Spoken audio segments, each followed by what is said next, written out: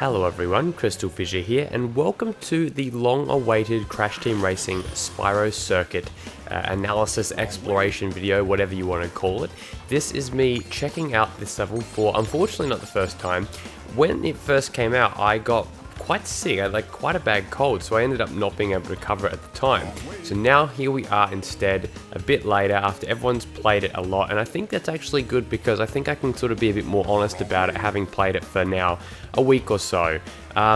I think overall, conceptually, this level is pretty great. So in terms of what you're seeing in like the first section, overall, I do like it. Actually, I guess I will change my opinion on the fly here. I'll say that overall, I really like the artisans bit. I think the reason why is because it's sort of got that classic style. It's what we all know and love. I think that they did a great job with artisans in general. You'll see that we've got a bit of a Worlds Collide sort of situation here with a was it Magic Crafter's enemy wizard sort of roaming around like a mad idiot, which is pretty cool. He's got he's probably fairly cold because that is a thunderstorm looking after him there, guiding him. It's his own sparks, if you will. You'll see, yes, we're in artisans, but we will get to that towards the end because we have to come through here first. You'll see this is the door. Remember at the start, right? This is the door at the start of the game in Spyro, in Spyro 1 and Reignited Trilogy. Everyone was like, what's behind the door? Technically this, but I mean, not really, because they do repurpose the tracks, for racing, much like Jack X did as well, and CTR, of course. You've got this here, which is an explosive, which is exclusive to this level. I don't love having them there, to be honest. I think that it kind of gets in the way of the flow of the level. I understand why they put them down, but I almost wish they were almost a bit more randomized or something, or were only there every now and then, because they are a little bit. That is Louis. Wrong way.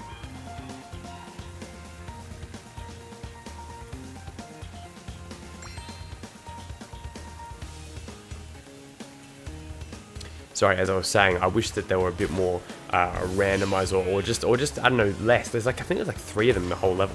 You'll also see here that there are chests that they're basically chests from Spyro, not really, mixed with the question mark boxes in Crash Team Racing and Crash in general.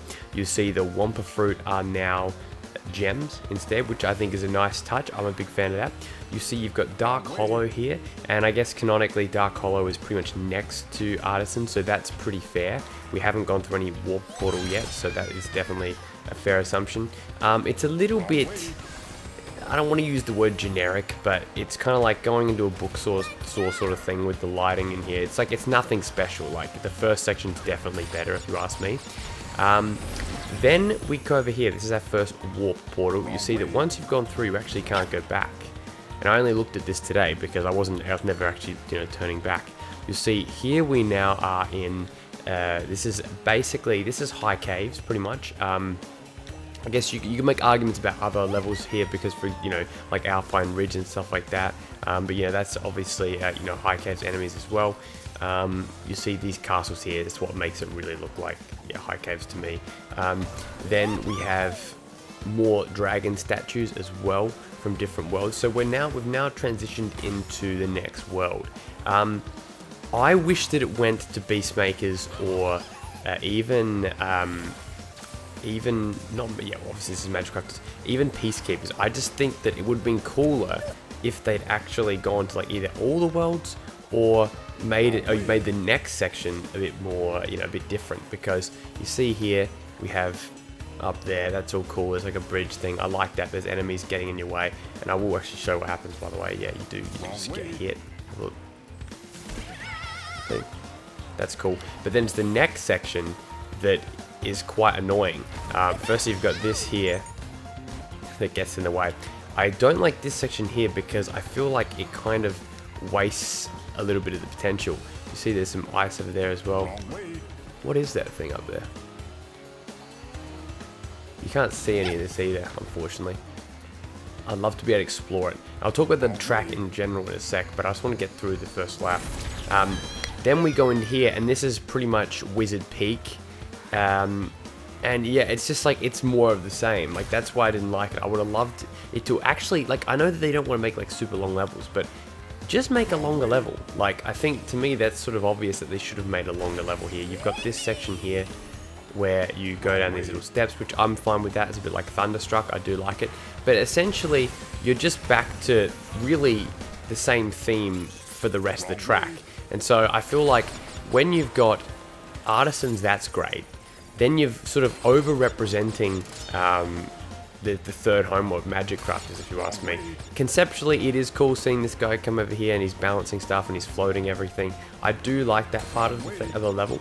I just wish that they'd maybe given us something from another world. And then you go through here and we're back to the start. You see here is a waterfall with a bunch of gems falling out of it. Apparently this just shows that the Dragon Realms after Narcis's defeat is plentiful in terms of gem count, that's for sure. So this is beautiful here. I really like this. Like, this is my favorite part is the artisan stuff. I guess it's familiar, it's nice. We've got the statues from different dragons throughout the Dragon Realms. Very cool. I think that's an excellent touch. More enemies, another one of these, because they just can't seem to have enough of them. I don't know what this means as well, because this is a huge, look at it. That is a huge sheep. We have the Toasty portal as well that they've sort of shoehorned into this section here. Wrong way. And I remember seeing a crystallized dragon somewhere, but I actually trying to find it. Maybe I was imagining it. Maybe I was imagining a crystallized dragon. That would be a bit weird, but I can see it happening. All right, let's see. Are we anywhere? I swear it was like in the distance or something,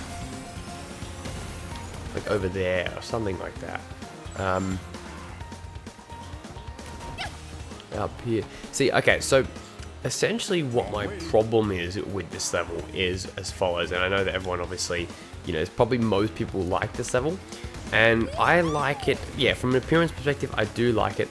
My problem with it though is that you really have to go a little bit, like look, for example, all these kind of twists and turns of it make it a very technical level, but not in a fun way, because the problem is that because the track is so tight, like with all these corners like this, it just feels a little bit, it's just, you don't feel comfortable in it. I think that's my problem. Whereas if you compare that to Twilight Tour, I think that honestly, when it's all been said and done, Twilight Tour is the best overall track in terms of like feeling they've got that freedom, you know, there's that shortcut, which is cool. I'm a big fan of that. I did like Prehistoric Playground as well, but unfortunately, despite being a gigantic Spyro fan, I didn't point out that those give you gems as well, those traits.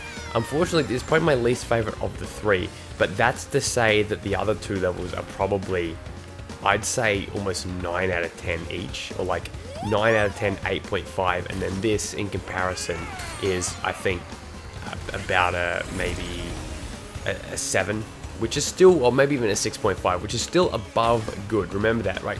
People think the ratings mean that anything below like 8 means it's crap. I don't mean it's crap. It's just kind of a little bit too restricting for me. I don't like, hey, you can't go on the grass. I just wish they'd just widen the track a bit more, make it a little bit more fun. That said, I think that obviously they're going for variety. They don't want every level to feel exactly the same. This level doesn't have any ultra sacred fire paths or anything like that. So if you can get the track right, you can really have a lot of fun. You know, it can definitely be fun. So overall, I do like the track.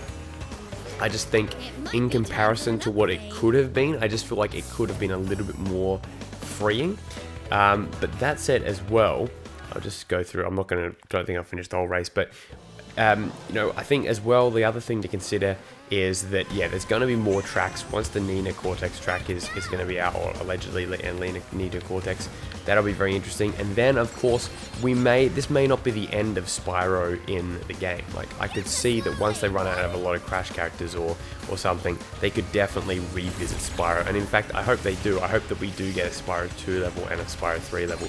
And to be perfectly honest, I actually think that those levels could potentially be better, because I actually really like, you know, I think there's some great ideas you can do with Spyro 2, but yeah, I think that overall it's a bit of a missed opportunity with these sections here, but I guess that's sort of what they were thinking, and yeah, I'm hoping that we get a bit more, even if they only follow one level.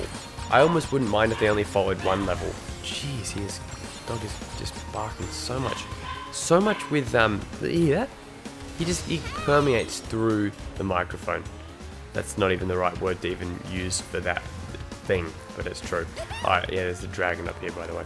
And look at the illumination of flying books, which I didn't point out. But yeah, thanks guys for watching. Hope you did enjoy it.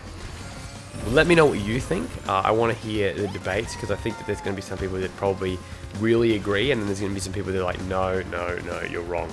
Tell me why I'm wrong, or tell me why I'm right. Need that validation either way. Thank you so much for watching, guys, and I'll see you later.